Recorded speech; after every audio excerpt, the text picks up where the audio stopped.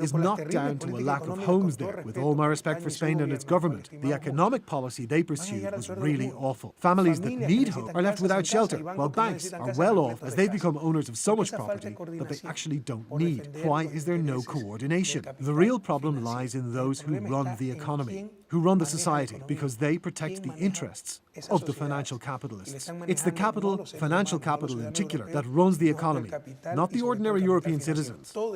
It all depends on the capital. That's the main problem. Multi-million-dollar financial aid won't save it. The real problem is that the capital owns the society. It owns the people. Until this problem is tackled, the recovery will be a challenging task that will require a lot of effort. But what's more important is that they will continue this crisis and will not take any measures to overcome it in the near future. You mentioned Spain. Until recently, it was a destination where many Ecuadorians fled in search of a job. The situation has changed in the past years. We've been to Ecuador many times, and every time we saw Spaniards who'd come to Ecuador and lived there. Do you feel this change happening? Will Latin America become the promised land for Europeans? Déjeme completar un poquito la idea anterior porque la es incompleta, ¿no? Entonces, let me get back to the previous issue and finish with it first. The main way to revive growth and employment in Europe is to push for an active currency policy. This could trigger off an inflation hike. Who will benefit from inflation? Those who own a lot of liquidity, i.e. the financial sector. Again, everything depends on the financial sector. The euro crisis is not a real crisis that shatters the foundations of the economy. It's a crisis of coordination.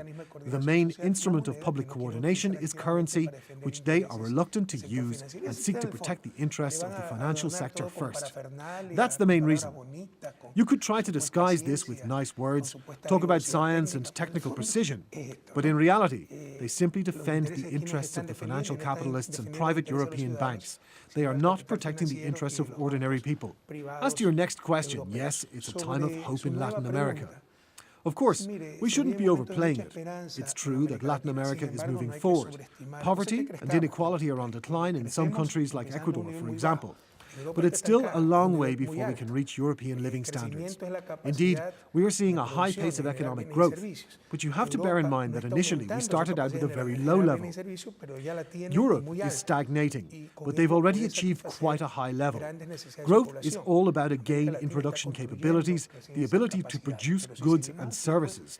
In Europe, the production capability is now flat, but it boasts huge output volumes anyway, which helps them to meet the needs of their people. Latin America has just started building a foundation for this, and if we keep on doing it, we will be able to significantly move forward. Today, Latin America is a region with vast opportunities. One of the biggest tragedies for me was the massive migration that our country went through earlier. About 2 million people left Ecuador in just a couple of years. They had to leave their home country in appalling conditions, on overloaded boats which often sank, killing hundreds of people. Their goal was to cross the US border to get to Spain. The massive outflow took place after the 1999 banking crisis, caused by neoliberalism and deregulation of the financial markets. The situation was very similar to what is happening in Europe today. It was very painful for me as an economist to watch our economy and the social sector going underwater. And so I feel very blessed with the opportunity to see a reverse trend taking place. The migrants are returning home. Many Europeans, including from Spain and Italy, come to Ecuador in search of a better life.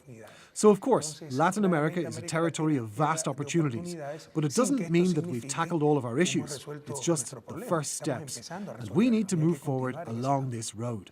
Probably the fact that you returned its nationhood to Ecuador is your key achievement as president of the country. Yes, and I already mentioned that. We've achieved a lot, but we still have much ahead of us. However, we succeeded in the key thing. We put an end to hopelessness. Back in 2007, the country was completely dispirited and torn. It was a country that had lost its dignity. The idea that we were absolutely useless was instilled into our minds. The country didn't even have a national currency after the crisis of 1999 because our precious jet set had decided we were genetically less developed and so couldn't even have a national currency. It never occurred to them that it was all about who controlled the country's politics, economy and the mass media. It was an issue of political character. So the country was dispirited, let me repeat. We are nowhere near saying all our problems have been solved. But there is hope for Ecuador at this point. The country's dignity and self-confidence is back. There is nothing we wouldn't be able to achieve, and that is the major breakthrough of the revolution. You mentioned that previously the people of Ecuador were used to thinking of themselves as of second-rate people. On the other hand, there are Americans who, as you said, think of themselves as a superior nation. I'm referring now to Barack Obama's speech where he talked about the USA being exceptional. In one of your interviews, you said that this is very dangerous. Why? Don't you think that the Americans have long since got used to thinking of themselves as superior to all other nations? Let me expand on what I said. One of the main tools that were used to make the people of Ecuador get used to the idea that things like good roads, quality education and so on are not for them, but for some other people, people of the first world. Well, one such tool was mass media, that through these kinds of messages, whether consciously or unconsciously, hindered our development. The USA has always believed that they are above the right and wrong and can force any political agenda onto others, and so on and so forth. All this is in the past now. Also, speaking of the USA, I lived there for some time, and I would agree that the American people are indeed exceptional people, just as much as the Russian people are. Just think of the enormous sacrifice the Russian people made in order to secure the victory in World War II. It was the USSR that made that victory happen. Such cities as Moscow and St. Petersburg, which I visited yesterday, were awarded the titles of hero cities for their contribution to the victory. Just think of it. 20 million Soviet people died in that war. The US lost 500,000, while the Soviet Union lost 40 times that. I believe every nation is in a way exceptional. The problem is that it is extremely dangerous to think of oneself as exceptional and entitled to the right to decide what is good and what is bad. And I'm afraid that this is exactly what happens often within the USA and is reflected in their foreign policy. They believe they have the right to decide what is right and what is wrong, whereas we are all parts of the multipolar democratic world that has its rules and norms that are to be followed, and not the orders of one government that believes in being exceptional and is acting like the world's policeman. And while doing that, gets caught in controversies such as the mass espionage scandal that surfaced up lately, or the incident with the chemical weapons that were discovered in Panama. Speaking of espionage, you said that you hope that this unfair world order will soon come to an end. What do you think the world will be like in about 20 years from now? Do you believe something will change? Well, I specialize in economics, not in predictions. We are realistic idealists. The thing is that the world order is more than simply unfair. It is immoral. I'm going to speak about that tomorrow at the People's Friendship University. I'm going to say that in this world, everything depends on capital. And I call it the supremacy of capital. I'm going to speak about how alternative political processes, such as the one we have in Ecuador, the process striving for social justice, are counteracted not only on the national level, but also on the international level. They face counteraction of the international mass media, international capital, and the powers that want to subdue our nations and don't want us to be free. But we are also aware of the fact that one of the most glaring mistakes made by the left-wing forces in our country is that they think our countries can change this world order on our own. That we can change the global distribution of labour by shutting down oil production. The only thing we can do through that is starve ourselves to death. But we won't change a thing on the international level. This is a huge mistake, whether it comes from being naive or irresponsible or downright crazy.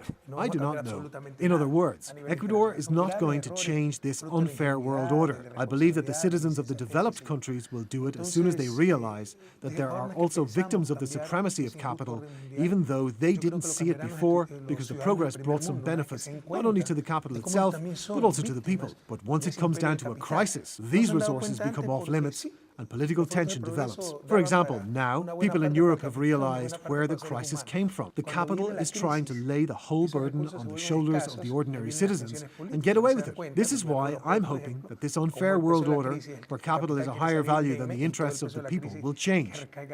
The same is going on inside leading world powers, where interests of capital prevail too. Ecuador is not trying to change the situation as it has come to be. Yet, we will try and protect our people from this unfair world order. This is what the integration of the Latin American nations is meant to help accomplish. United, we will become stronger and gain more weight on the international arena. I insist that even if we can't change the current world order, as this is something too challenging for Latin America to tackle, we do not have enough influence. We nonetheless have a duty to protect our nations from this unfair and immoral world order driven by the interests of capital alone. Ecuador takes an active part in the integration mechanisms in Latin America, such as the Union of South American Nations and the Community of Latin American and Caribbean States. After the incident with Evo Morales' plane, I assume the solidarity between the countries has grown stronger. What would you say about that? Let's talk about the Union of South American Nations then. We often talk about things that our viewing audience might not be very well familiar with. So the question is, how can we protect ourselves from the unfair world order, the capitalist empire, and how can we do that through integration? Left-wing movements have been opposing imperialism for decades. But what is the imperialism of the 21st century exactly? It is loads of weapons, bombs and guns and so on? No. Imperialism today is loads of dollars and all sorts of structures working towards subduing our countries. Among these structures are the arbitration courts. Through them, any transactional corporation can challenge any sovereign state, and these courts always serve capital. How can we protect our nations from such abuse? Let us take the Chevron case. We could protect the interests of our citizens by establishing our own court of arbitration within the UNISUR framework, thus employing an integration vehicle for purposes of justice. No one questions the necessity of ensuring legal protection of investment, but it is not mutual investment that the existing international agreements secure in reality, but the ability of capital to abuse entire nations and their populace. This is an actual example of the rule of capital, which all those international institutions are meant to uphold. Thanks to the existing international courts of arbitration, any multinational company can sue a sovereign state, bypassing a national court. And look who the judges are. They are on the payroll of those same corporations. As for the forced landing of Evo Morales' plane, that was a truly despicable incident. But at the end of the day, I think it has only served to strengthen our solidarity. In fact, the subsequent UNISUR meeting was convened spontaneously.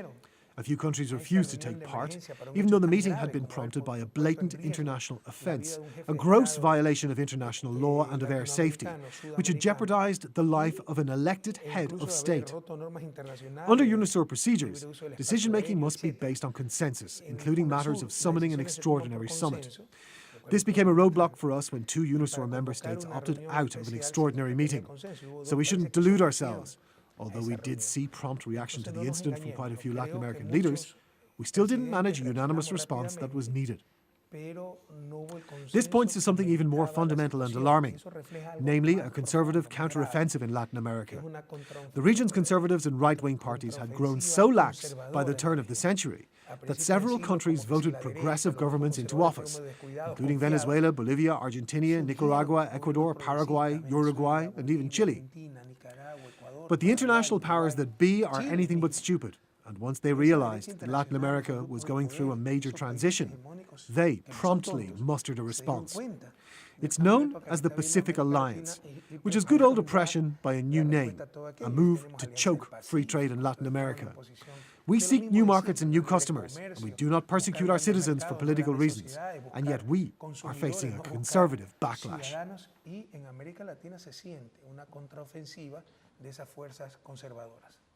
Mr. President, you've mentioned the Chevron Texaco case. That company inflicted devastating environmental damage on your country by dumping toxic waste into the Amazon rainforest. I know that you recently visited Lago Agrio in order to assess the environmental situation and bring it to public attention. But now there is a new challenge. Chevron has filed a lawsuit in the Permanent Court of Arbitration demanding that Ecuador and not Chevron should indemnify the locals in the polluted areas. Meanwhile, it is Chevron who owes Ecuador a total of 19 billion in damages. Could this be a new ploy aimed at bankrupting your country? This case is yet another manifestation of the imperial rule of capital. Its pet courts produce rulings that absolve multinational companies of any responsibility for their misconduct. The damage caused by Texaco in Ecuador is evident. All you need do is to see for yourself, is to come to the Lago Agrio area and dip your hand in the first puddle you come upon. Your hand will emerge greasy. And that's 20 years after Texaco closed shop in our country. Chevron Corporation acquired Texaco in 2000, and now they are using their billions of dollars and their lapdog media to blame the pollution on EP Petroecuador, a state-owned Ecuadorian oil company. You can go and ask the locals in the area whether it was Texaco or Petroecuador who poisoned their land. Or do you think our government could have persuaded thousands of indigenous peasants to tell one and the same lie? Texaco's fault is evident and impossible to cover up, but Chevron executives apparently have no conscience. In fact, the rainforest communities initially wanted their lawsuit against the company to be decided by a New York court. So Chevron spent 10 years arguing that an Ecuadorian court had enough competence to hear this case. They were hoping to buy the court in Ecuador, but they couldn't, and the Ecuadorian court found them guilty. So Chevron turned around and started arguing exactly the opposite. But that is not all of it. Chevron lost a class action lawsuit and appealed it in the Permanent Court of Arbitration in The Hague. They insist that Ecuador must itself finance the indemnities awarded to the plaintiffs, citing an agreement signed in 1998 by Texaco and Ecuador's former government. In that agreement, the corrupt officials who ran Ecuador at that time conceded that Texaco's cleanup operations had been sufficient and absolved the company of any further responsibility. However, the Ecuadorian Treasury debunked Texaco's cleanup as a sham in 2000, way before I became president, but the damage was already done, since Ecuador's corrupt previous government has renounced any further claims by way of an international treaty. We as a state can no longer sue the company. However, that doesn't bar individual plaintiffs from filing their lawsuits, nor can the Ecuadorian government ban its citizens from suing a company. So, a number of Amazon indigenous communities sued Texaco and were awarded damages by an Ecuadorian court. And now, Chevron is appealing to the Permanent Court of Arbitration, arguing that Ecuador should pay the bills. There's more to it. Chevron's suit in the PCA relies on a bilateral investment treaty between Ecuador and the US, which entered into force in 1997. But Texaco closed its operations in Ecuador back in 1992. That meant that Chevron is trying to invoke an agreement in respect of a case that dates back longer than the treaty itself. Like I said, those people have no scruples. In a public body, we're used to similar tricks. It would have been penalized for improper conduct. And there is still more to it. The agreement they cite concerns the relations between a government and a company, whereas the court's decision that awarded damage to the rainforest communities was based on a class action lawsuit filed by individuals. It lies outside the scope of the agreement. Despite this fact, the Hague Arbitration Panel deemed itself competent to review the decision of the Ecuadorian court. And the first thing they did was urge our government to revoke the court decision, as if they didn't even consider Ecuador a democratic state governed by the rule of law, where the judiciary is independent of the government. Besides, by proclaiming itself competent to review the decision of the court in Lago Agrio, the Hague panel effectively made itself eligible to collect $300,000 litigation fee paid by a defendant government. So there is a conflict of interest, unfair litigation, and outright corruption. They have passed a judgment in bad faith so as to grant Chevron impunity and make Ecuador pay for the damage that had been done to us. The whole world should know about this. This is an evident example of how multinational corporations deliberately seek to put themselves above the law and escape responsibility, using their money and influence, their lobby groups, and their lapdog judiciary. Our tea crew has also visited Lago Agrio and produced a documentary on the Chevron controversy, titled A Tainted Land. It is accessible at the RT Spanish website. Such things are impossible to hide. You can go and talk to the local residents of the rainforest. You can go to any place where Chevron, Texaco at that time, was working, and you will see the rubbish they left behind. Was Petroecuador working there? No. Never. You cannot hide this. But still, despite the conclusive evidence, these people think that they can use their millions of dollars, their power, their influence in the mass media, their lobby in Congress, to humiliate a country which may be small, but is a sovereign country and which has its dignity. They can't get away with that. The world needs to know about it. Mr. President, let's talk about Yasuni. Ecuador is about to start oil drilling there. How did you manage to get the support of the Amazonian communities and of the members of parliament? Despite all the disputes in the media, this project enjoys wide support among people.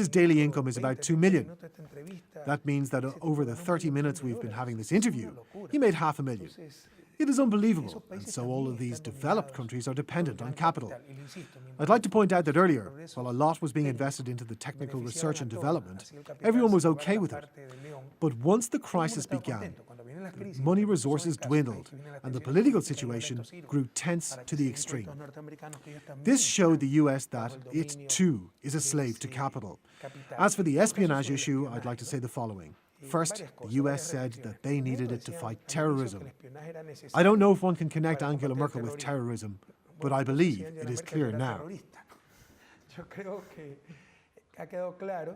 That's a good point. It is clear now that this is done in the financial interests of the transnational corporations. But if we imagine for a second that it wasn't the US, but Venezuela, Bolivia, Cuba, Russia, Ecuador, or Argentina involved in espionage, they'd have long since been called to the International Court of Justice in The Hague as perpetrators and dictators. Unfortunately, this is not going to happen in the case of the USA, since justice is not working efficiently at the international level. The litigation around Chevron is a proof of that. There is a saying that it is over 2,000 years old which says, justice is nothing else than the interest of the stronger. And the USA is exactly the stronger one here. It's been a year since Julian Assange was holed up in the Ecuadorian embassy in London. Edward Snowden is now in Russia. What are we going to see next? What does the Russian support in this standoff against the UK mean for you?